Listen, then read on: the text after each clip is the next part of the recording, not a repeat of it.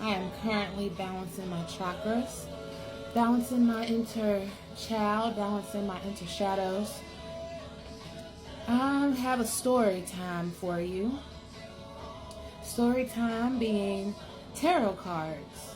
How I became a tarot card reader. My family was super into church. So my 16-year-old self didn't know anything about tarot cards. My mother and my sister actually teamed up and they decided they wanted to get me tarot cards, but they did it in a very sly way. My mom and my sister said she wanted tarot cards.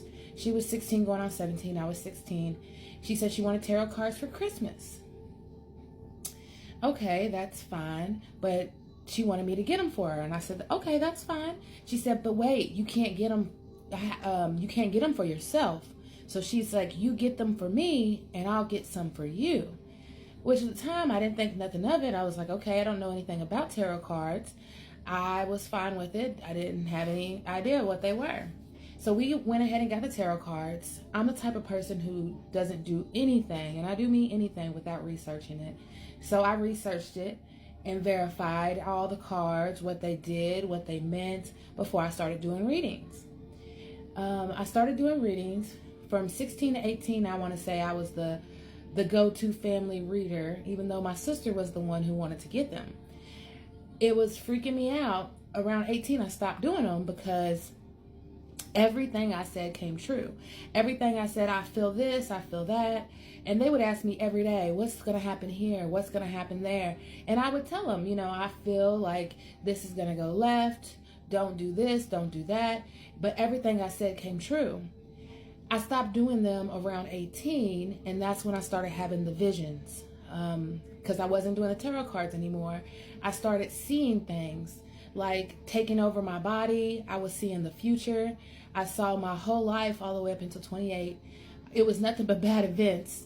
I didn't want to pretty much do it. I was like, no, my mom found me curled up on the floor crying, saying, I don't want to do it. I don't want to do it.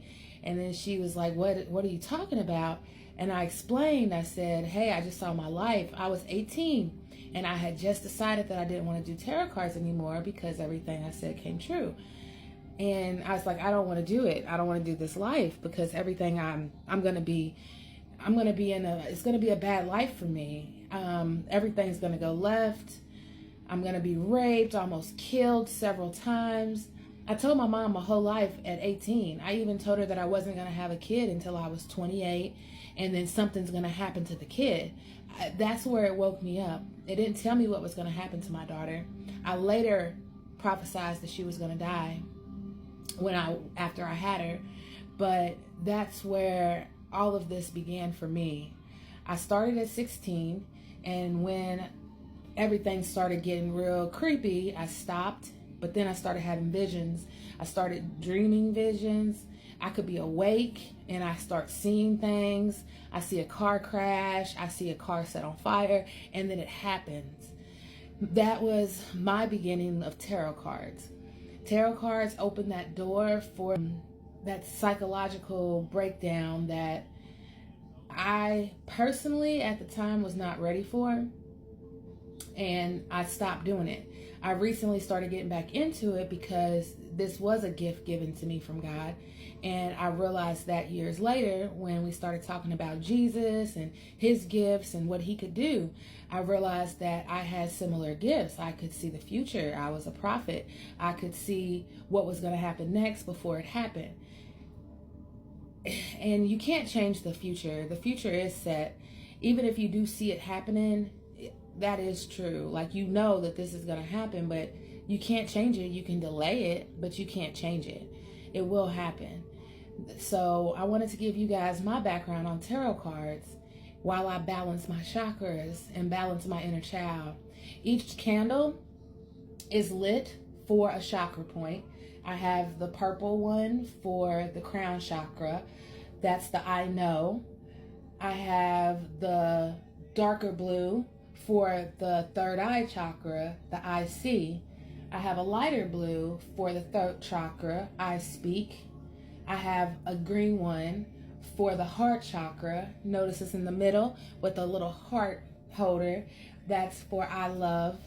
I have the yellow for the solar chakra, I can.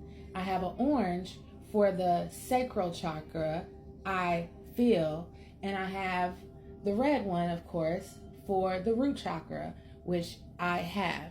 And each one of these candles colors coordinate with the colors of the actual chakras.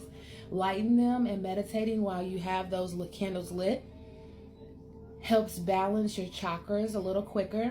Then I have this extra candle in the front, pink chakra, for my heart. I need a little more heart love, so I put a pink candle in there just so I could have a little extra for my heart chakra. So that's the balancing of the chakras. That's how you can balance your chakras with candle magic. And it's a little easier when you meditate in front of them. I use Hekate's wheel to help me meditate. You can kind of see it everywhere. I use Hekate's wheel for pretty much everything. I don't know what it does to you, but when I look at it, I see movement. I see it dancing. I see vibration in the actual symbol itself. So I put it around everywhere just to kind of give me that balance. When I meditate, I'm looking at it, and it helps me go to that next level quicker for me. Everybody might have a symbol that they relate to more, and I suggest you look into the sigils, look into signs and sigils, and see which one relates to you, which one relates to your person. With me, it's Hekate, because I realized that I have that ancient soul of Hekate in me. So Hekate's sigils resonate really well with me, and that's why I use those. Well, hopefully this is a good informational video on why I do tarot cards and how to balance your chakras properly.